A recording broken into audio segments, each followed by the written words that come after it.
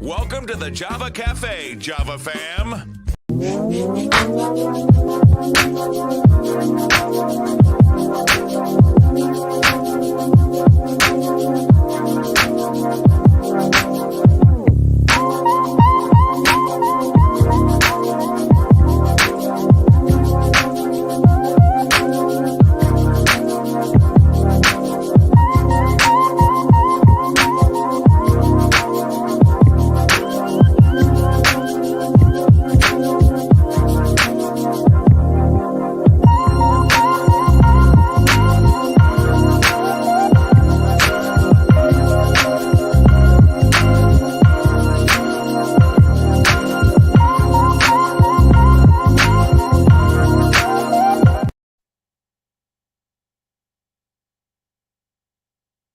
Good morning, everybody. I'm back.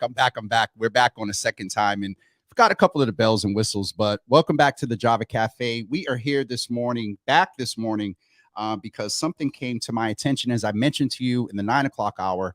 One, the issue of a sexual assault of anyone is definitely an issue. But then when I began to look into the story, found out that this issue is with someone before I knew her parents when they were younger.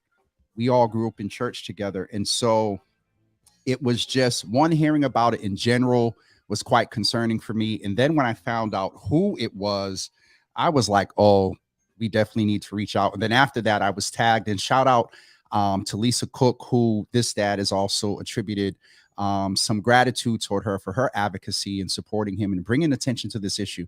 And so I showed the video in the 9 o'clock hour, but we're going to hear from dad directly here.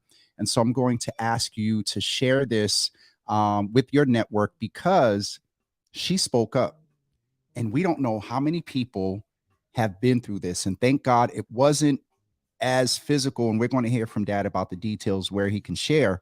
But whether it's verbal, physical, or whatever, any type of sexual assault is unacceptable, and especially toward our women, and especially Black women.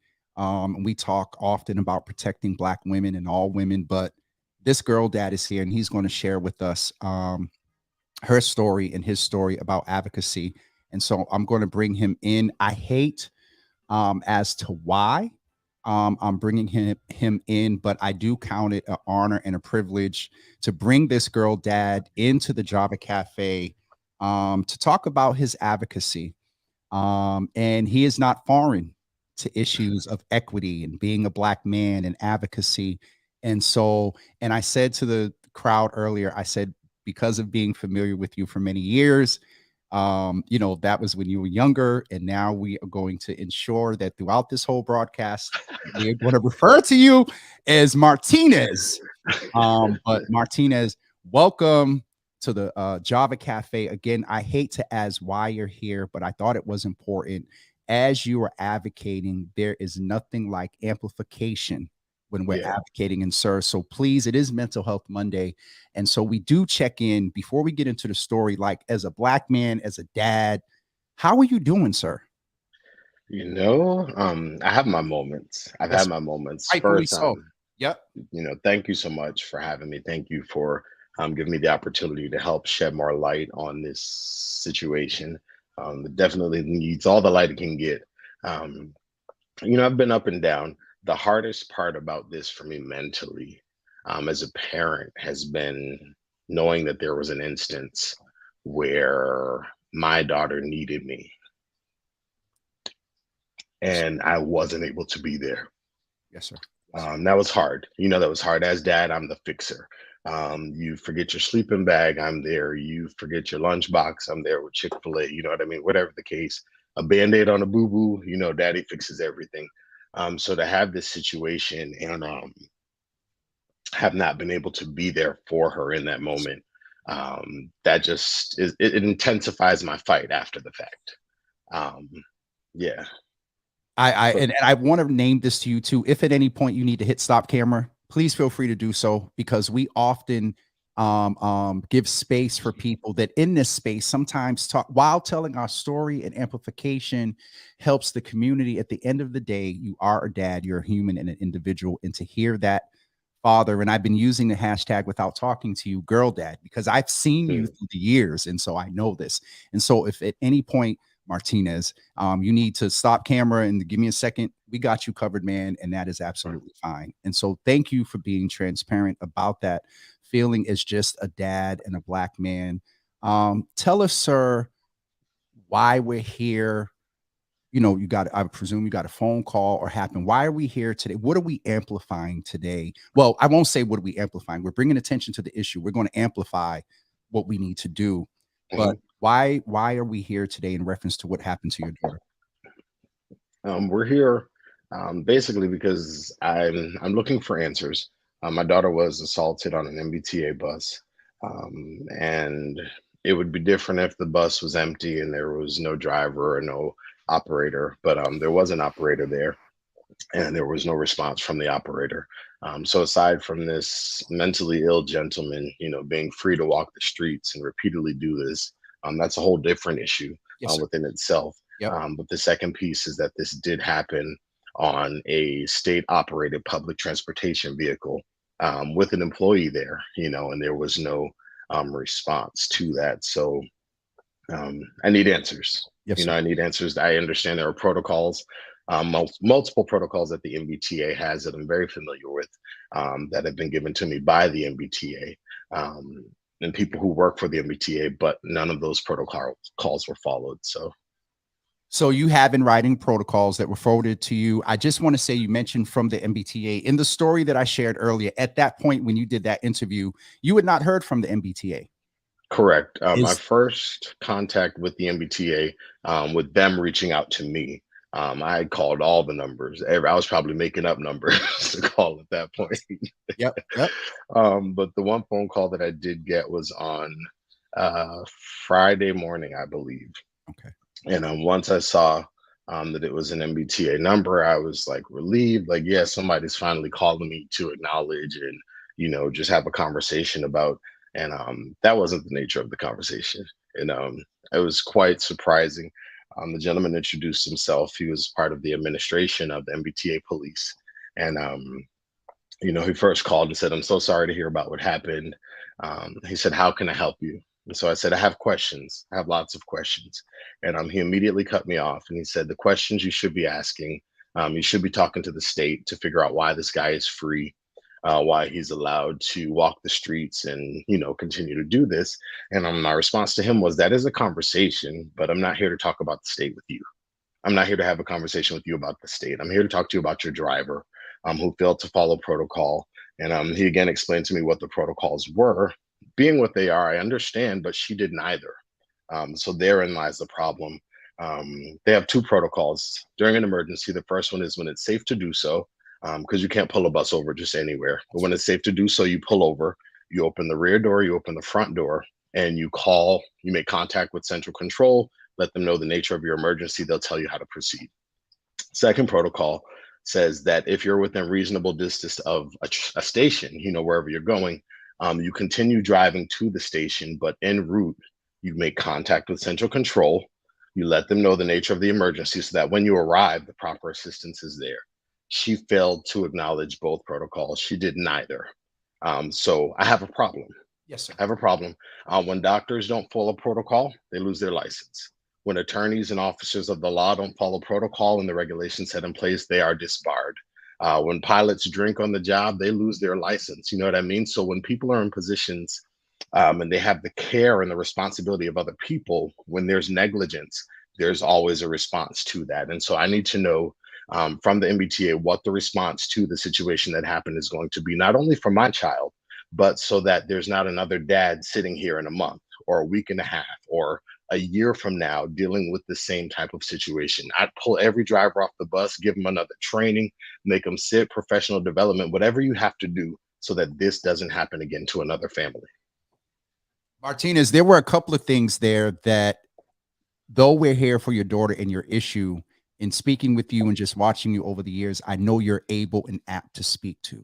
And so as often as law enforcement does, sometimes there is a deferring to getting the incident away from their responsibility. And just from Yep. familiarity, you know, the MBTA police doesn't supervise the drivers, but they were the ones that called. So therefore, that was your first point of so you, in clarity, you haven't heard from the MBTA non-law enforcement No, administration. have Okay. not up until today. I got one email that said, we are this email is to let you know that we are investigating. And I can't say what my response was, but but I obviously you're investigating. Give me something besides that. I know that you're investigating, but what is the response to it? There's been no apology, there's been no acknowledgement, there's been no addressing, as if it never happened. Not one phone call from the MBTA besides the person from the MBTA police who called me. And he's not really who I'm looking to speak to, if So I'm being honest. I presume there's a community engagement person or someone there that so the other piece is they were, as I was starting here, they were deflecting rather to the mental health issue. That is real. Yeah. Thank you for crediting and naming that there are people. You did name that this young man, as reported, I believe to you, has exemplified some issues with mental illness. Mhm. And so that is a whole nother, as they say, Zoom in itself. And so it's interesting because a couple of months ago, we have an 18-year-old. A couple of months ago, we had one of our elders in our Yeah. community that was, and then let's just clarify in this case, thank God, Martinez, that outside of what you mentioned in the video where I believe he walked up to her, thank God there was no physical, if I'm right, no physical attack on her. Yeah, no, the most he did was he tried to swat her cell phone out of her hand, and when she was trying to get away, he kind of had his arms up on the bars so she couldn't move. He unbuckled his pants and exposed himself. It's on camera. On the video also, it is acknowledged that you see the MBTA driver look up in her mirror, acknowledge what's happening, and then hunch back down and continue driving. And I know you probably thought about this, Martinez, away from being a dad. Let's just name and give balance to the fact that she was a female. Mhm. But as you referred to, there are protocols in place that, and then I'm surprised I didn't hear you talk about the green lights with the call to The police. emergency, The right, right. emergency, yeah. All Okay. of that is a part of this. And I think the part that burns me about this the most is that I know if my daughter was blonde hair with blue eyes named Becky, I know that this situation would have keep sipping. I know that this situation would have gone down completely differently. I know for a fact it would have. But the fact that she was a Black woman on an MBTA bus being assaulted and harassed with the driver present and the driver did nothing, this goes beyond a local matter. Now her civil rights have been violated. Martinez. So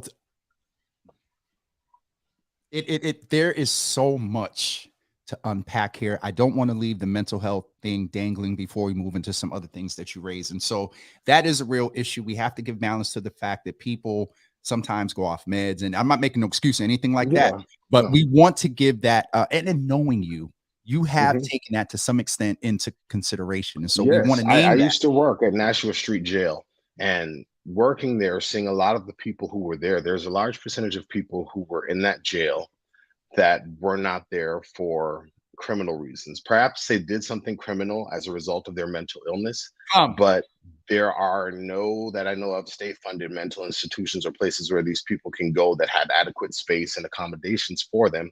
So they go to jail, they do their little crime for the time for their little crime, and then in a month or a few months' time, they're back out on the street, and it becomes a No cycle. treatment. I have seen this with my own eyes.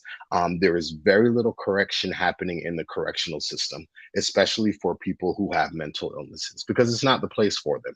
In that environment, it's a danger to them. They're a danger to the other inmates. The inmates are a danger. It's a bad situation, and I've Martinez, seen. ooh, we need to have you back in a couple of spaces because it is, we talk about intersectionality and we talk about things being all connected, and Mhm. they're both state agencies, and then you name Department of Corrections, and so few people need to be reaching out and calling you. What is it, sir, specifically you want information?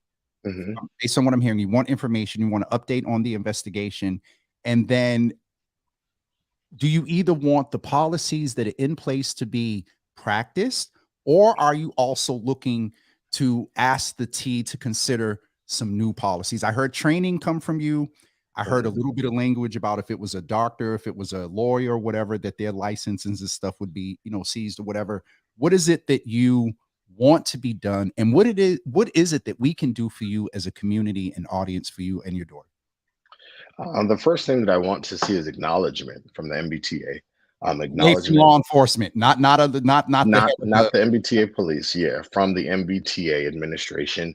And don't have Amy from the customer service department call me. No, no, I want to speak to the top. I want the administration to call me and to address this. The second thing that I need to see is action on their part. If in fact these are the protocols, I think it's perhaps time that they reevaluate the protocols, Okay. because this was an assault. But what if the emergency is a person having a heart attack? Do you still drive to the station and call on your way? What if it's a woman whose water has broken and she's about to give birth? Okay, protocol says I keep driving to the station. I called it in. That's all. That protocol does not make sense. So whether they modify it and say based off the nature of the emergency, use discretion or whatever the case, but there can't be a one size fits all protocol for this agency that services millions of people on a daily basis, because the situations aren't going to be one size fits all. That's not how it's going to happen. I'm going through the training academy for Suffolk County Sheriff's Department. They teach you all of these scenarios and responses. And if I'm honest, maybe 3% of those scenarios actually were applicable. Once you get behind the cells, once you get behind the walls, it's all subjective. Your response has to be subjective. How you conduct yourself has to be subjective to every single situation. So this blanket, this is our one protocol, it's not going to work. And if that is the case, there has to be change. So that is one of the things that when they do get in touch and you introduce some things, please let us know who we need to call and email to get some support behind you, because in the example you raised about a heart attack or water breaking or something, and we have to name, similar to teachers, that in today's society, our public transportation drivers have become more than just drivers. They are security, they are Yeah, bouncers, yeah, yeah. they are compliance monitors if people paid with fare. Mhm. And so we do want to balance and name that as well. And so that is, you're not so, from what I'm gathering from you, you're not so much just rightfully so as a Mhm. dad of what happened. But after that, you're like, here, let's prevent this from happening again, not only in this Yes, situation, but across the board. And yes. okay. One thing I want to ask, with sensitivity to where you are, is how's she doing? How is she? I asked about you, but Mhm. someone actually just, I guess they were commenting and I didn't see it. And then they text me and they was like, we want to know how she's doing. Um, she's shaken up. You Okay. know what I mean? She's shaken up, obviously. Many times with incidents like this, the kind of mental or emotional responses don't manifest right away. Right after, there's a lot of adrenaline, there's a lot of questions, a lot of reports, a lot of talking to people. So many times it's not until all of those things kind of calm down that you really start to feel what has happened, feel it emotionally, feel it mentally. So she's doing okay. We're walking with her through this. Um, we're allowing her to do as much as she feels like doing, or as little as she feels like doing. 2 days after it happened, she wanted to go into work. She wanted to go to work, so she went to work and she was okay. The next day, she was supposed to go to work, and she said, "I can't do it today. Like, I can't do it mentally." And we're allowing her that space to kind of process this, and just exploring options of making sure that we're finding her the proper support, Yeah. and resources to sort through this emotionally. I honestly believe that as parents, we both love her more than everything, but I don't know that we're equipped to walk her through this by ourselves. In fact, I know that we're not. You know what Yes. I mean? So this is why we have professionals. This is why we have people who specialize in emotional counseling and dealing with things like this. So that yes, it happened, but how do we process it in a way where we're advocating and fighting for change, but also healing and processing this in a healthy way, so that there are no negative impacts. I'm sure many of us went through things as children and growing up that we didn't process properly. And then as you're an adult, an explosion or it just hits you like a brick. And so I want to make sure that that's not her story, and that we're just here for her to kind of grow and give her everything that she needs in this. Senator-elect Liz Miranda did call me on New Year's Eve. I was surprised. I'm like, everybody's surely off the clock. Everybody's doing their own thing. And she called me and actually kept me on the phone for a little bit, just giving support and talking through the process and what she was doing on her end and the shoulders that she's tapping. So she's been a great support in this. And there will be action. There will be action. There will be change. There has to be. I can't watch another family go through this. Yes, or, sir. speaking of watching going through this, there was a man that was on the bus.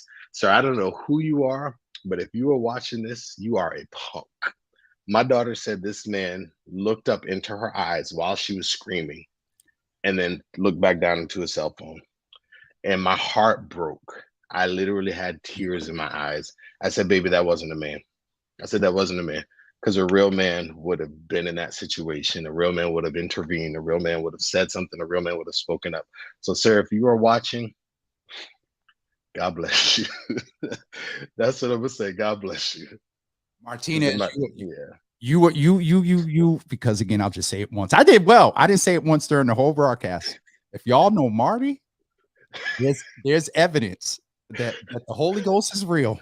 Listen, and that there's been growth and change and salvation. Because some years ago, when it happened, I was driving to Boston. I was driving, and it's funny because I was on my way to Dudley. I was going to the area, and I was just going to find the guy and have a good conversation with him. And by the time I got there, my daughter called and she said, "Daddy, they found him, they arrested him." But when I got there, my best friend, my brother Ez, was there waiting. And I was like, "What are you doing here?" And he's like, Turner? Yeah, he's like, "Your wife called me because she didn't know what else to do." And Marty was present. He was present. He was ready for action. And if you have the right conversation, he's still ready for action. So I just hope that the MBTA comes correct with their conversation. If y'all are watching, Mr. MBTA. Oh, I'm sure this is on Twitter, so I'm sure, and I tagged them. Okay, good. And so they can be a part of this, because this is, and again, we've given balance to MBTA drivers, not just driving now. We've given balance to, and we'll name that there's been violence on the buses and whatnot. We also got to give balance to the fact that during the post-COVID, every entity is looking for employees, and we want to be sure, maybe this is another policy thing that you recommend to them, is what is the screening and training, not so much screening, but training process, and does the training process include case scenarios where there's emergency response?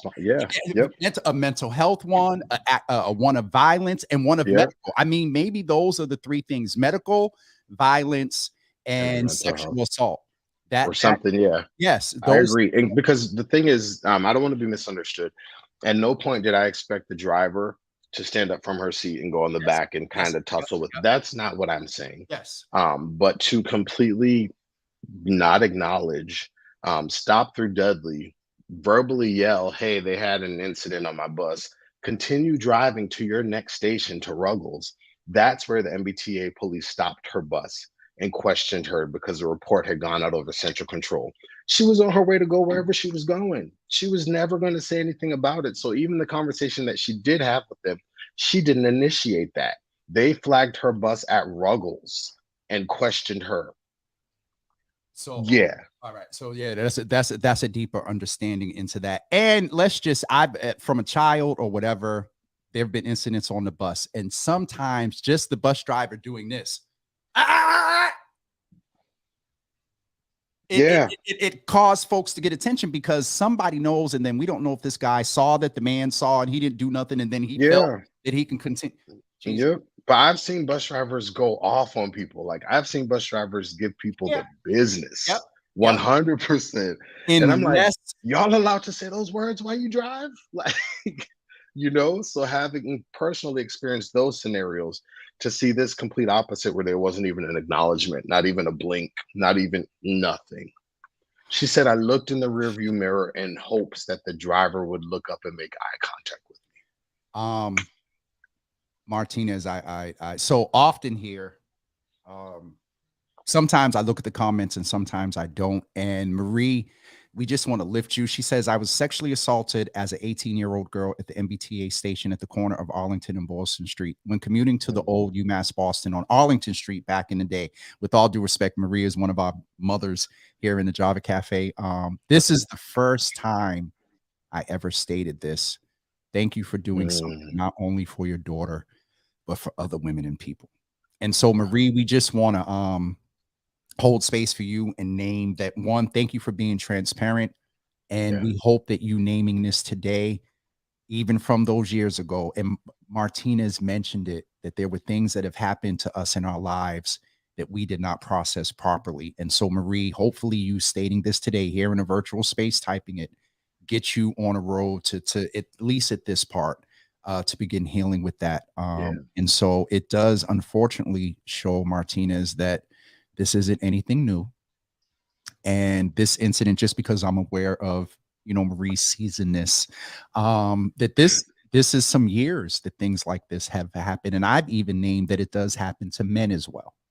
I remember one incident that the train was a little bumpy, and this every time we hit a bump, this sister decided to back up just a little bit.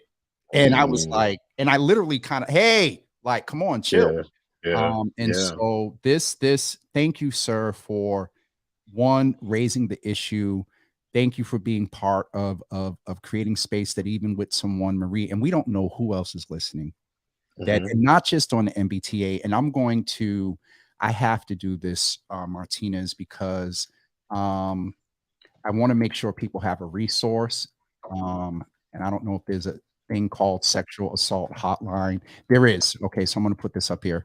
I want to make sure that people walk away with the resource in case, because these conversations, and I've named it for some like Marie that just named, and others, they could be triggering. And so we want to make sure that people have a resource. This is a phone number, 1-800-656-4673 for the sexual assault hotline. Also, Shaquira's story deals in domestic violence, but also has some, and I'll put her link on the Java with Jimmy page after this. But we just want to make sure if you're dealing with this, if this comes up, if someone is watching with you, or you share this with someone and they reach out, here's a resource here. Martinez, I need you all to do me a favor, as you all usually do.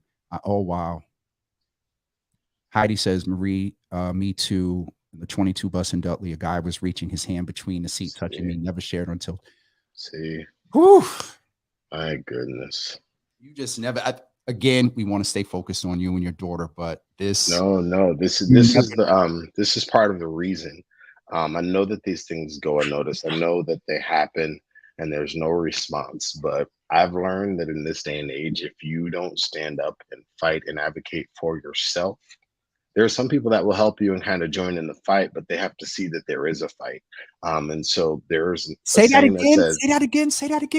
You know, the fight can be happening, but people have to be aware of the fight. Yes. If people aren't aware of the fight, then they don't know. But many people will jump in the ring with you, especially if you're fighting for change and to help make things better and safe in our communities. So just, there's an old saying that says, see something, say something. Yes. I prefer to say, see something, do something. Whether you yell stop, whether you call 911, whether you stand up, whether you move, whatever the case is, do something. Do something about it. If it's happened to you, do something. Call somebody, tell somebody, because no one deserves to experience that. And healing is required when you go through things like this. So if it happens and it's not acknowledged, it's just like an open wound that's just there. You can't heal. You can't process it. And then we wonder why we're walking around half out of it sometimes, you know? Yep. Healing has to take place. So if you see something, do something, and advocate for yourself, fight for yourself. And if you can't do it, link up with some people who can. Link up with people who can. Martinez, man, I did not know that this was going to go this way today. And again, I cannot help but to Heidi and Marie, thank you all. Heidi, thank you for sharing. The guy exposed himself to me while I was walking out of the station. No one else was there. And so we never know what people are dealing with generally, and then in situations like this. So ladies, I need you all, for Martinez's daughter, for Heidi, for Marie, and for maybe some sisters in this room who are not at a point that they're ready, able to comment. Mm-hmm. Something that has become, there was a movement, but in this particular case is so applicable. Me too. It Mm-hmm. and men and men, Yep. you know, Yeah. as well. And so, oh wow.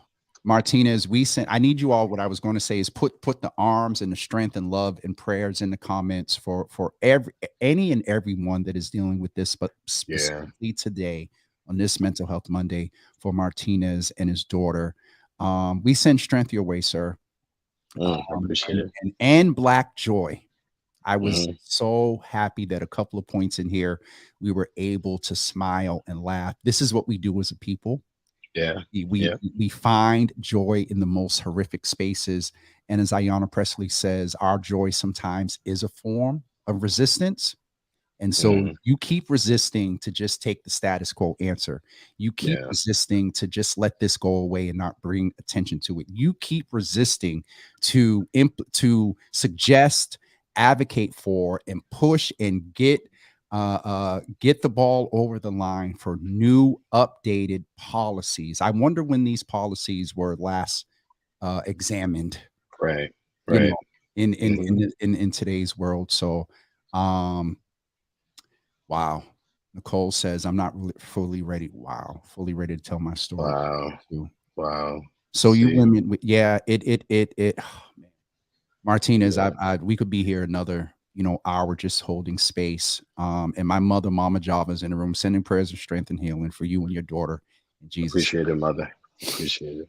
Martinez, you know that I'm here, and even away from the platform, if you got I got you number. I Lisa got you number.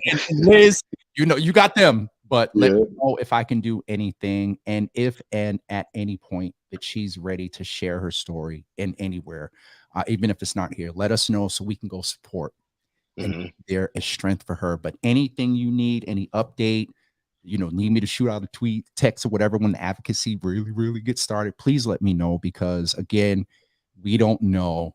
And your sister and my mother used to work together. Okay. You don't know. You have a sense of who you helped today, just here, Mm. but you don't know who else is going to go back and watch this and Yeah. be able to now begin their healing process. Yeah. And we'll say that, and I'm sure you would agree, knowing the type of person you are, that man needs healing as well, Yeah. Yeah. mentally and so Yep.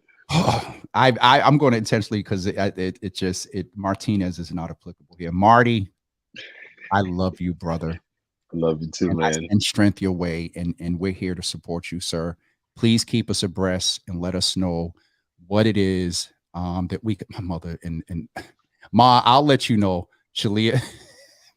Anyway, my mother's having a social media A sidebar. no, a mother moment. She's in the Okay. comments, Ma. But Martinez, I appreciate you, sir. Again, strength your way for the fight. But we pray that it's easy, and we pray that Yes. there's quick attention. And if you're not familiar, look up Micah 6:8 and let Okay. that be your vanguard scripture to get you through this, because in there, Micah talks about loving justice and not thinking more highly of ourselves as we should. Mm. And it is, let that be your vanguard scripture in this, sir, that you are fighting for justice, not just for your daughter, but No. for all the For riders. many, for Maria, Amen. for Nicole, Amen. for the other ones, Yes. everybody, the women in here, the ones who come. Yeah. Yeah. This is a fight for more than just my baby. And I'm down to lead the charge. I'm down to lead the charge. All right, sir. Thank you. I appreciate you. And I'm here, brother. And I'll Yes, sir. check in. All right, cool. All Thank right. you so much for this, James. I appreciate you, Absolutely. man. All right, Absolutely. I'll talk to you. Yep. Hey, everybody. That was girl dad Martinez McNeil Jr., who I really appreciate his transparency. And had he not come in today and we created this space, Marie, Heidi, and Nicole may have not been prompted to begin their healing process in situations like this. And so Yeah. We're having impact. And whether those 12 people, a number, how you view that as an indication of our impact or not, I don't care what the numbers look like. To some extent, I do. Because more numbers mean more impact. Let's get that plain. But to know that these 3 women here are getting on that path of healing from them incidents. Yep. We're good. All right. 2 cups today. And we'll be back with you tomorrow to talk about goal setting with our doctor, Coach Meg, who's coming with us from the Massachusetts General Hospital tomorrow morning for your Healthy Java at 9 a.m.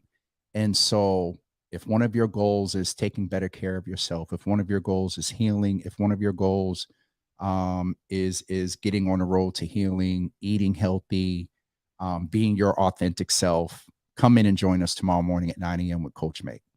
You guys have a wonderful rest of your Monday, the second day of the year, the first day of the work week, the first day of the first quarter of 2023. Make a plan. Do your best to stick to it.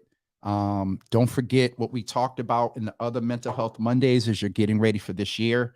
5 indicators or areas of health are in physical, also intellectual and wellness, our social, financial, and spiritual. And so we've been doing an assessment in those areas, and we may talk a little bit about it with Dr. Brandy for Mental Health Mondays next week. All right, guys. I solicit your prayers for clear direction on what's next, how to proceed, who to partner with, and who to let in this circle to help us get to where we need to be so we can continue to have more impact. Love you and appreciate each and every one of you. Have a great day, everybody. We'll see you tomorrow morning at 9 a.m. Peace.